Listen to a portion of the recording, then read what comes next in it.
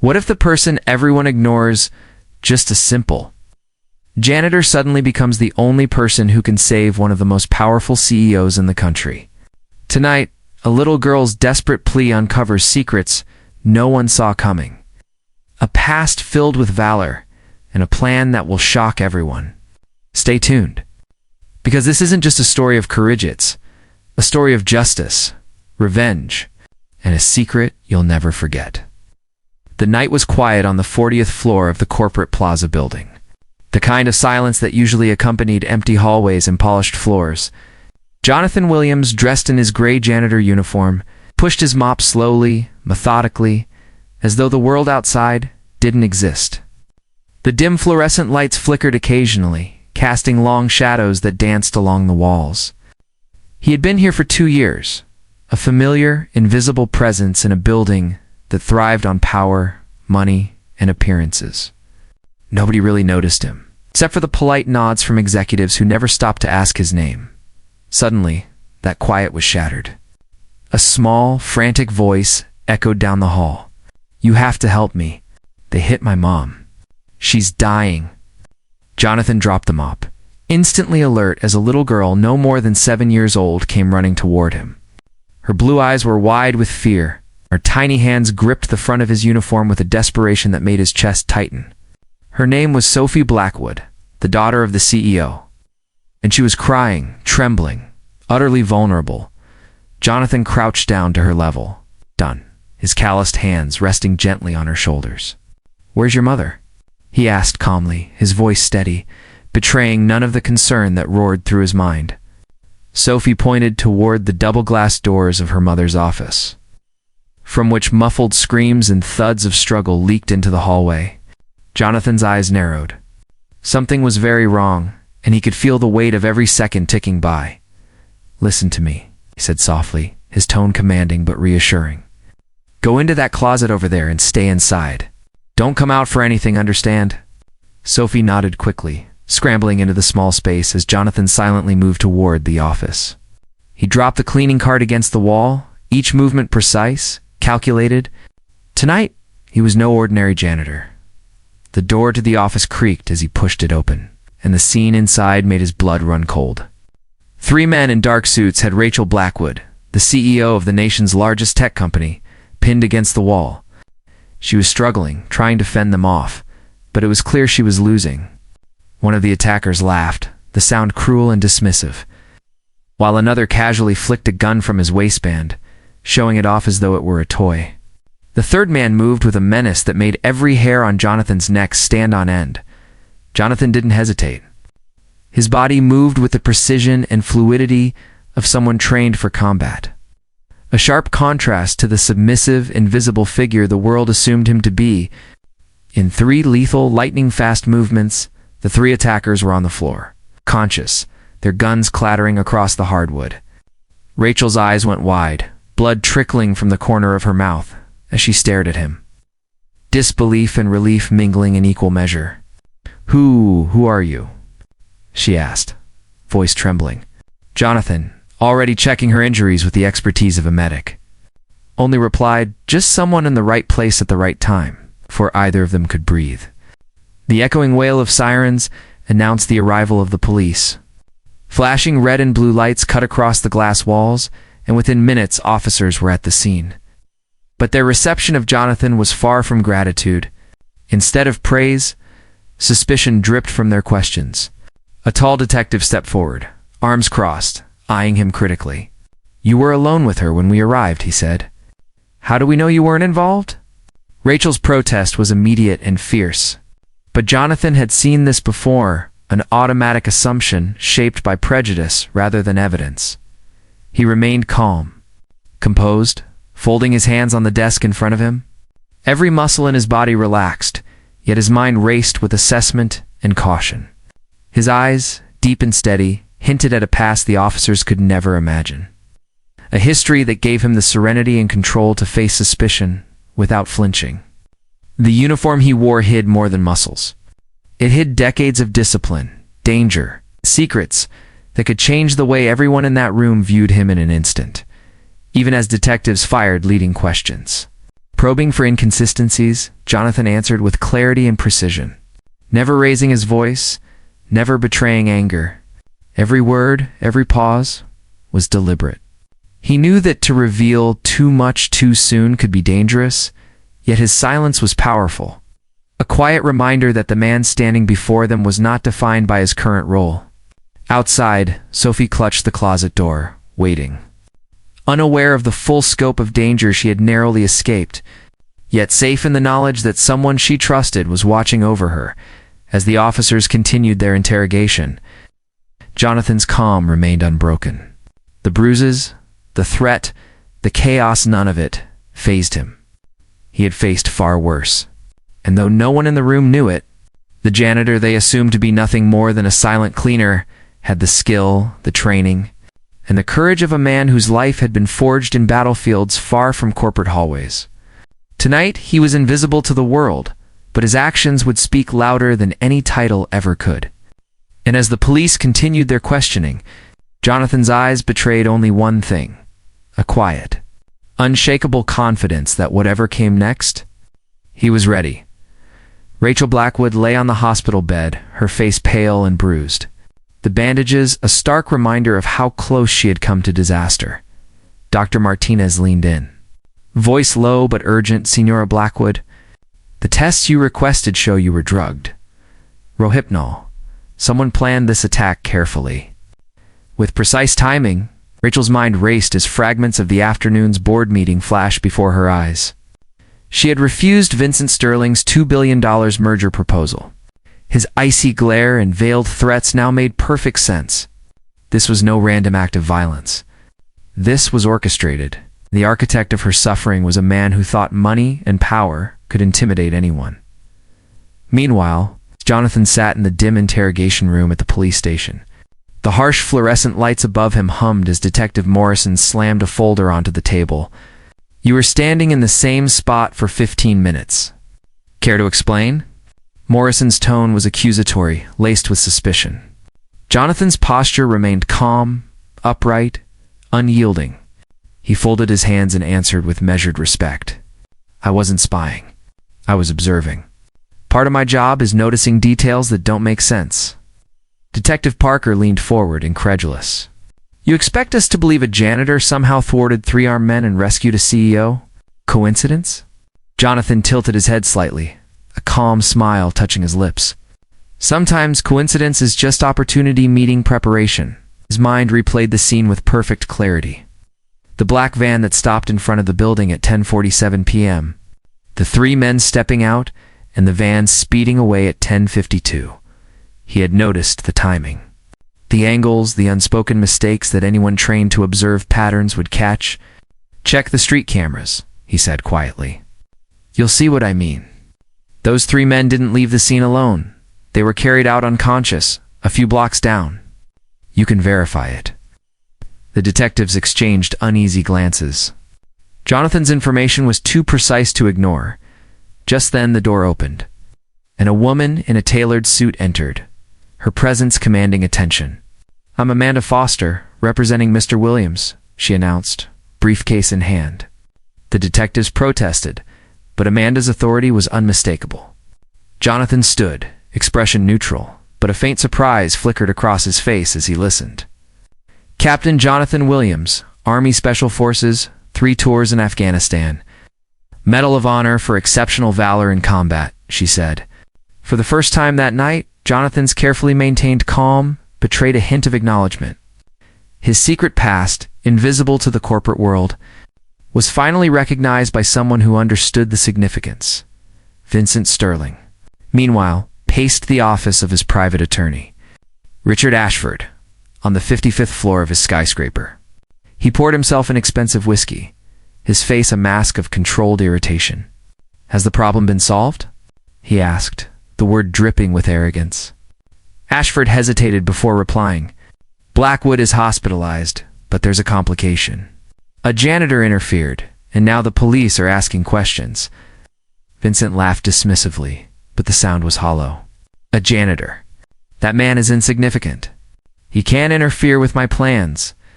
He didn't yet realize that Jonathan's interference was only the beginning. a prelude to a carefully orchestrated counter-strategy. Asterisk. Back at the station. Jonathan and Amanda discuss the next steps quietly but with precision. Vincent Sterling is meticulous but arrogant, Amanda explained. He won't anticipate that someone who seems invisible could see everything. We need to protect Rachel and her daughter while gathering evidence. Every move Vincent makes is being watched. Jonathan nodded. Arrogant men always reveal their weaknesses. The moment he underestimates me is the moment we gain the advantage. His voice carried the weight of experience, tempered by the discipline that only years in special forces could instill. As Amanda laid out plans to secure witnesses, review corporate records, and protect the Blackwoods, Jonathan's mind simultaneously replayed his own training. Years spent in hostile terrain had taught him patience, observation, and tactical foresight. He understood the psychology of threats, the arrogance of men who thought fear was a weapon. Vincent Sterling was exactly that type of man, and Jonathan intended to exploit every flaw. The police might see him as a janitor, the building's invisible cleaner, but he was far more dangerous than anyone could imagine. Hours passed, and the night deepened, but Jonathan remained calm. Even as detectives continued their questioning, implying guilt and doubt, he never wavered. His composure was a silent testament to a past filled with battles far beyond corporate skirmishes. Meanwhile, Rachel's hospital room buzzed with analysis and strategy. Blood tests, surveillance, and forensic details all pointed to the same conclusion. The attack had been premeditated, designed to intimidate her into submission. Vincent Sterling had made a critical miscalculation. He had underestimated not only her resilience, but also the presence of someone capable of stopping him.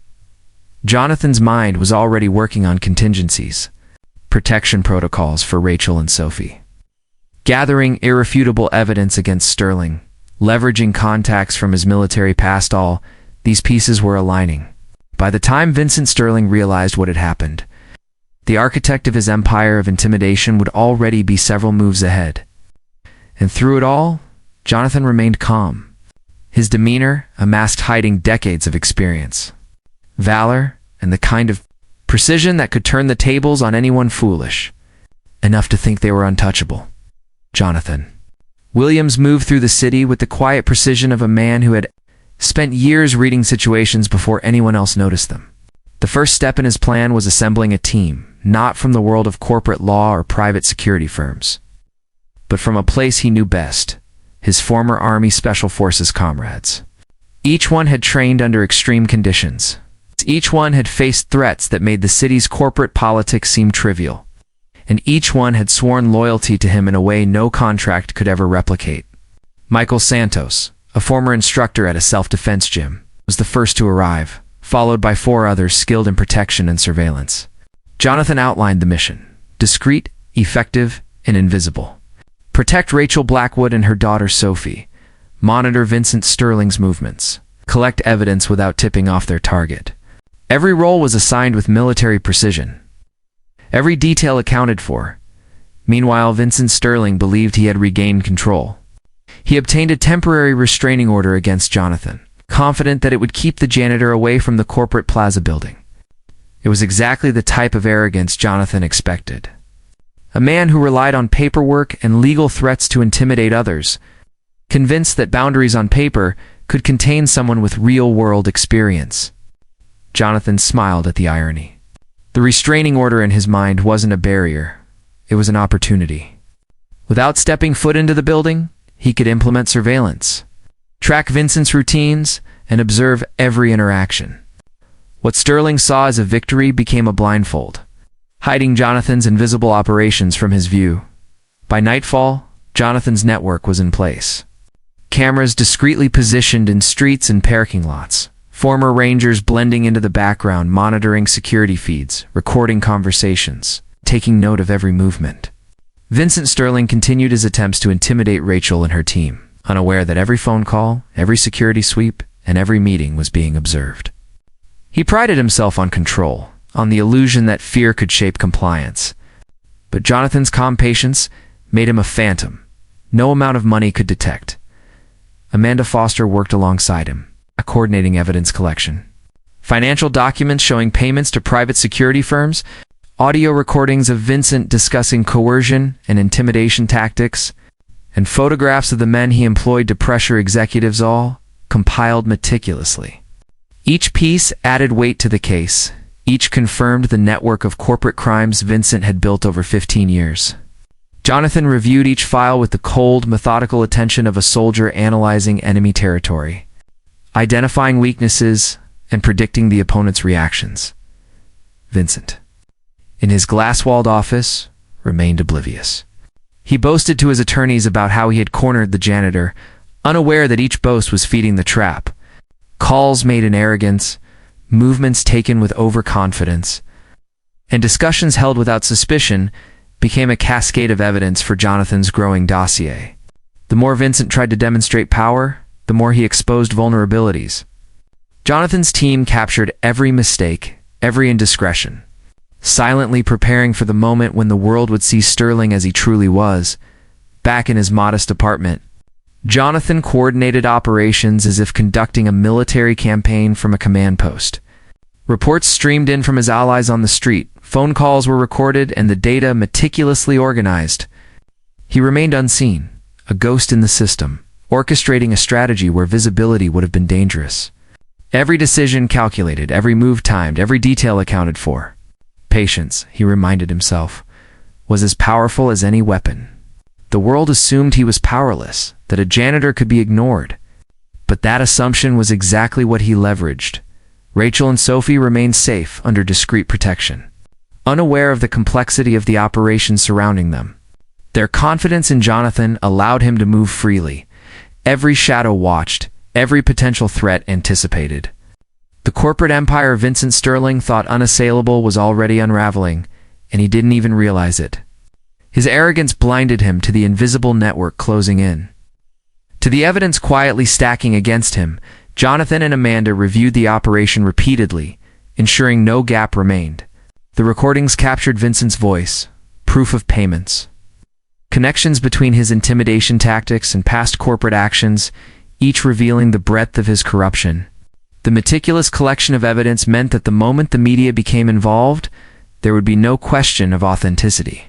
Sterling's hubris, his belief that power alone could silence dissent, had already turned into his greatest liability. As the night stretched on, Jonathan's calm contrasted sharply with the chaos his opponent was unknowingly creating. Vincent Sterling, pacing and obsessing over control, had already stepped into the trap of his own making.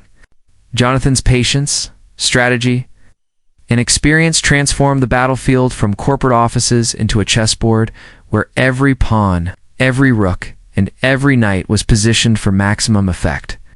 When the day arrived for the public reveal, it would not be an attack, but a revelation, one that would expose Sterling's crimes and arrogance in the most undeniable way. Through every silent hour, Jonathan remained a figure of discipline, planning, and unshakable focus. The battle of wits had begun, and every move Sterling made only played into the hands of the man he had underestimated. The calm, invisible janitor had become the strategist behind a meticulously executed operation, and the downfall of a corporate titan was already underway. The first rays of sunlight barely touched the glass towers of the city when the FBI descended on Sterling Corporation. Agents moved with precision, entering the building from multiple angles.